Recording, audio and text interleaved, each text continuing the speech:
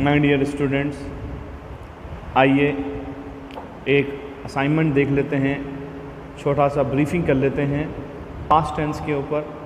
Past tense के चारों tense simple, continuous, perfect और परफेक्ट कंटिन्यूअस के ऊपर। डियर, मैंने आप यहाँ सभी बच्चों को पास्ट टेंस के चारों टेंस की पहचान और उस चारों टेंस के साथ लगने वाले फॉर्मूले को यहाँ समझाने आया हूँ।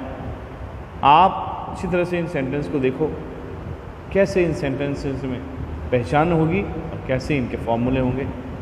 ये आपको घर के लिए मैंने असाइनमेंट भी दिया है, ये आपको बनाने हैं खुद से, पहचान देखकर और फॉर्मूला देखकर बनाने हैं। आइए नेक्स्ट, पहले हम सिंपल को वापस देख देते हैं। पास्ट सिंपल था, थी, थे।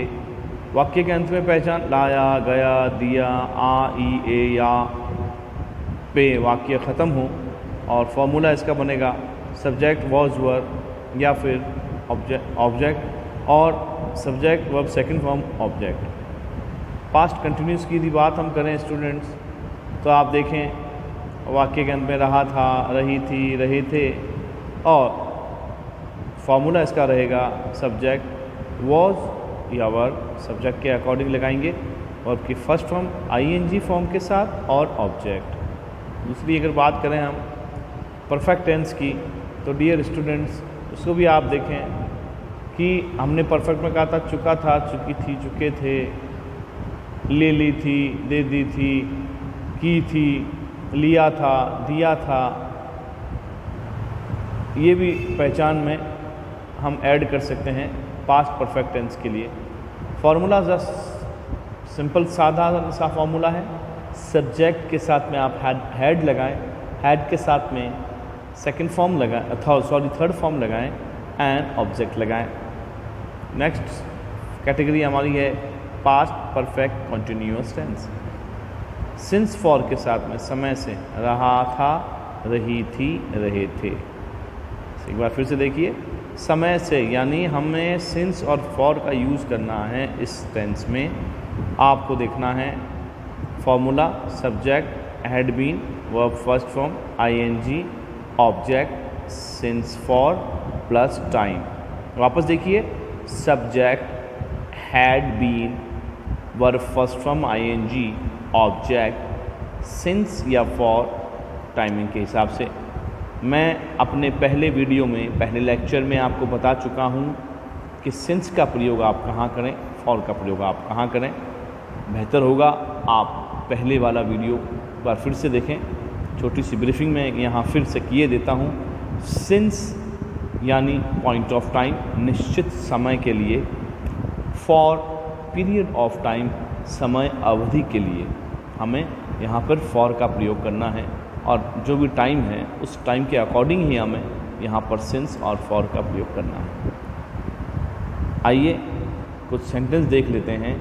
नंबर 1, चोर भाग गया। इसमें आपको सब्जेक्ट देखना है, सब्जेक्ट के साथ में वर्ब देखनी है और ऑब्जेक्ट देखना है। सेकंड सेंटेंस, वह स्कूल में पढ़ा रहा था, वह स्कूल में पढ़ा रहा था। आप इसको भी देखें। आकाश पत्र लिख चुका था, आकाश पत्र लिख चुका था।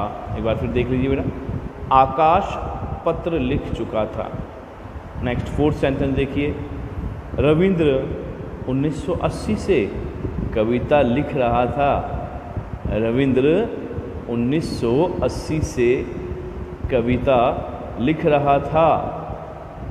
पांचवा सेंटेंस देखिए, विद्यार्थी कमज़ोर थे। पांचवा सेंटेंस एक बार फिर से देख लीजिए, विद्यार्थी कमज़ोर थे। इसमें पांचवें सेंटेंस में आप देखें तो पहचान नुमा शब्द जो है वो सिर्फ था है, थी, थे। जो मैंने बताया था आपको पहले भी कि जब वाक्य के अंत में था, थी, थे आ जाए, केवल था, थी, थे पहचान के रूप में, तो सिंपल उसको माना जाएगा और उसके फॉर्मूले हमें यहाँ देखना है वॉज वर के अकॉर्डिंग। यहाँ पे सब्जेक्ट वॉज वर और ऑब्जेक्ट। अब इसमें आपको सब्जेक्ट के साथ में निश्चित पहले करना होगा कि मुझे वॉज लगाना है या वर लगाना है, ये आप देखेंगे। ये हम पहले के वीडियो में भी आपको कई मरतबा बता चुके हैं स्टूडेंट्स। आइए नेक्स्ट सेंटेंस, छठा सेंटेंस जो है हमारा 6th सेंटेंस है, उसको देख लेते हैं। मैंने फ़ारूक को फ़ोन किया, मैंने फ़ारूक को फ़ोन किया।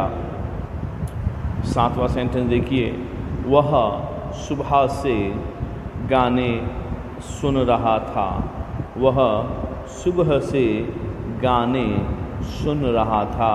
ये हमारा 7वां सेंटेंस है। डियर स्टूडेंट्स, उम्मीद है ये 7 सेंटेंस जो मैंने अभी आपके सामने पेश किए हैं, ये आपको होमवर्क असाइनमेंट में दिए हैं, अच्छी तरह से समझ में आ चुके होंगे। आपको घर बैठकर यही सेंटेंस को हिंदी से अंग्रेजी में ट्रांसलेट करना है।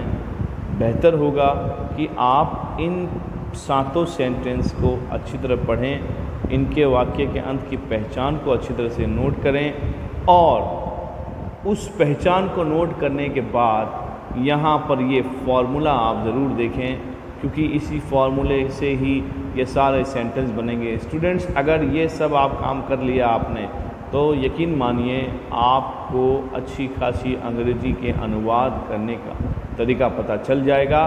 बड़े से बड़े वाक्य होगा, आप उसको बहुत ही सरल तरीके से और विद इन मिनट्स, मैं तो कहता हूँ कि बिना समय गंवाए आप उसको अंग्रेज़ी में ट्रांसलेट भी कर देंगे। जो चीज़ आपके लिए डर थी, भय थी, वो चीज़ आपके लिए अब मज़ा बन जाएगी।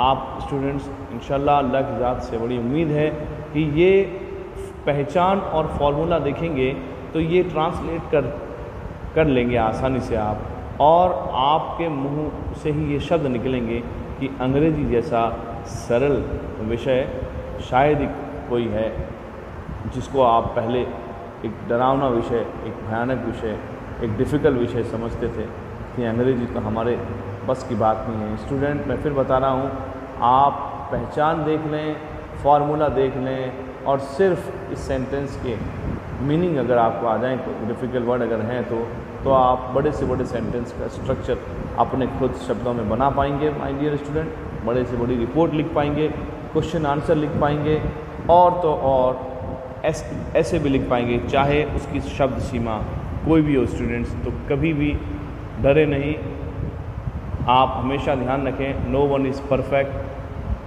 बट अगर आप प्रैक्टिस करेंगे तो वो आप परफेक्ट हो जाएंगे। तो practice make a man perfect. So my dear student, keep practising and keep learning, don't give up learning, my dear student.